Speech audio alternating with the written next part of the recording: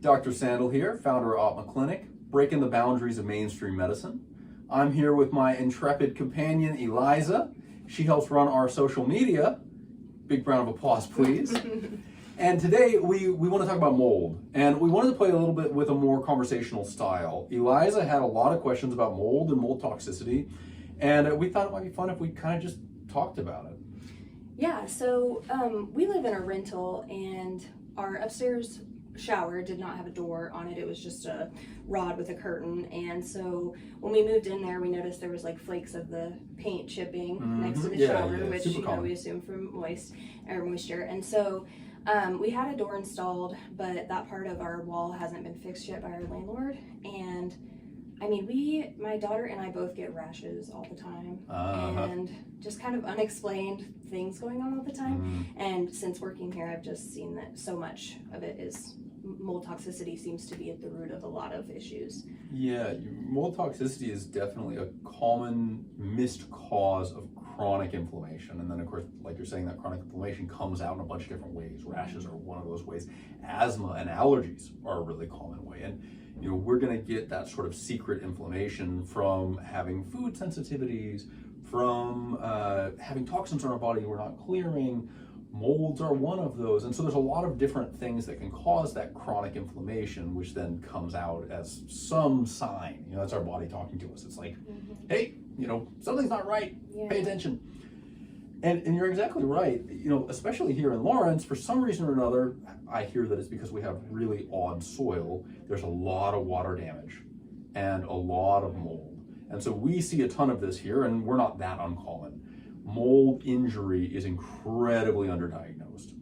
Not everybody's irritated by it, but a lot of people are irritated by it. And if we have some mold hiding somewhere in our house, yeah, totally. It can create all sorts of havoc. So how do you know where to keep an eye out for it? I mean, it seems like that was pretty obvious, but I mean, if I didn't have that, like where else would mold be in the house that I need to like keep an eye out for? Yeah, that's an awesome question. One of the hardest things about mold is that it's hard to find. A lot of times what happens is we have moisture on some wall, and the moisture drips down to the baseboards and slides beneath, and the moisture then goes down to that unventilated area behind the baseboards and sometimes back through the drywall. And so you have mold that's out of sight at the very, very base of those things. So honestly, you know, one of the best things to do if there's an area that you think has water damage is to pull it up. You know, literally cut out some of the baseboard, even cut out a little bit of the drywall and take a look at it. And what you're really looking for is you're looking for visible colonies of mold, you know, sort of black or white splotchy stuff. And if there's any of that, like, okay, definitely has to be fixed. Yeah. Well, and I've heard that not all mold is black. True. Too. Yep. So a lot of the worst molds are black. That's kind of the like classic toxic black mold. It's like, ugh, terrible stuff. Makes this really nasty stuff called ochratoxin A terrible.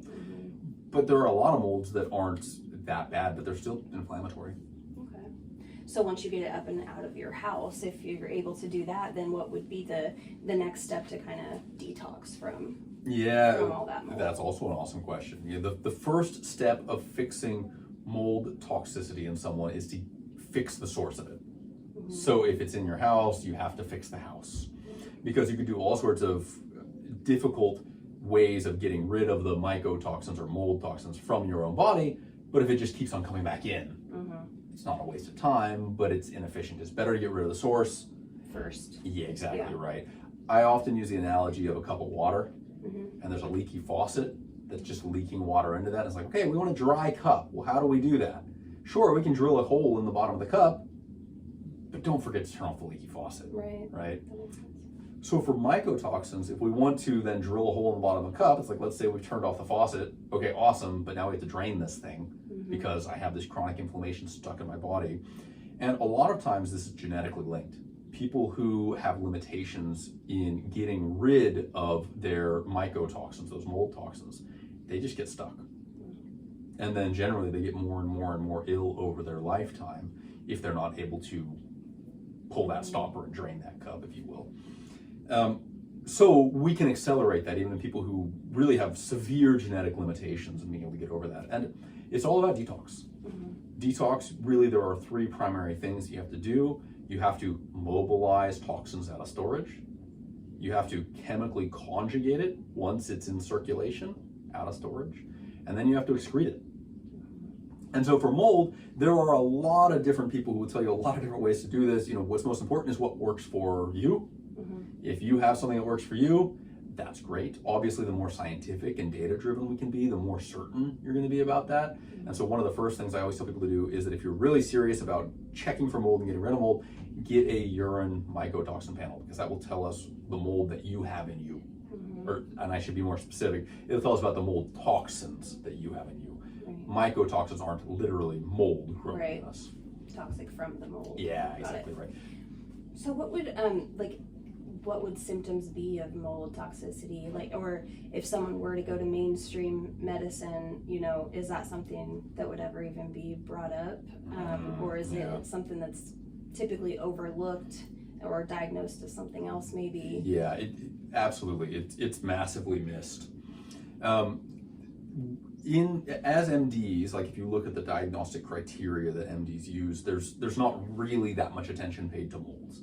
There is literally a diagnosis, it never really ever gets used. The thing is that when people get molds, they all respond quite differently to it. It's not like we get a mold and it causes an exact thing that's the same in everyone. Like if I get strep bacteria on my throat, I get strep throat. Okay, duh, that makes the same thing in everybody, that's it. Even though that's not technically true, right? Because there's variations of strep throat as well, right? Medicine is always variable and personalized. But it's even tougher with molds. And so for molds, people often go to their doctors and they say, hey, something isn't right and I don't know what it is. A lot of times the first clue that someone's got mold toxicity is that they've tried a ton of other things and nothing quite makes sense. It's kind of a hidden cause for a lot of crud. And the common mediator for that is inflammation. So anything that is an inflammatory disorder, and that's darn near everything in human medicine. But some classics are anxiety, odd nerve sensations, so migraines, paresthesias, kind of my left leg always just feels a little funny. That can be mold in some people. Asthma, allergies, eczema, those are all very, very common. Digestive dysfunction is something that really surprises people, but mycotoxins can really screw with the nerves that affect our gut. So molds are nasty and they do a ton of different things. One of the things that conventional medicine does appreciate about mold is that it's cancerous. It's a carcinogen to have these mycotoxins floating around. And so people might go to the doctor and say, hey, I've got some horrible disease. And they go, oh my God, you got cancer. Well, what is the root cause of that cancer? Where did that come from? And let's fix that and let's make sure it doesn't come up again. Right. So there's a ton of different things. If someone thinks they might have mold toxicity, some of the first things you want to figure out are, do they smell mold? Someone who walks into a room and it smells musty to them, their body is giving them a signal. It's saying, hey, red flag. Not everyone smells that. The people who do smell that are being given that information by their body for a reason. Their body has tagged that info to say, get out of here. What is that smell? Yeah, so that sort of musty odor that sometimes is in usually damp places. That's a big red flag. And that's something that, is that something that's been, I don't want to say easily is probably not the right word, but something that you've treated successfully? Gotten rid of all of it and been able to kind of start fresh? Definitely. And there are a lot of ideas about how to get rid of mold, and the bottom line is it successful? People can wax eloquent about, oh, you do this and this and this and this. Yeah, but does it work? Right. And how do you know that? Well, most fundamentally, people feel better. Whatever their problem is gets better. But also, to be scientific about it, you can track that urine mycotoxin testing. And if someone has 30 units of ochratoxin A in their urine, and then it goes down to 0, you're like, great, well, there's some success. And we have a protocol here at Optima Clinic that really, really reliably works for that. And I've played with a bunch of these. I've talked to a lot of the mold guys across the nation who have this or that or this or that, and they all work fairly well. They all have their own flaws. Most fundamentally, it has to be tailored to the individual. Right. and it has to actually get those results. Yeah. That's when you can be really happy about it. Yeah, for sure. Okay, thank you. Yeah, happy to chat about it. Yeah.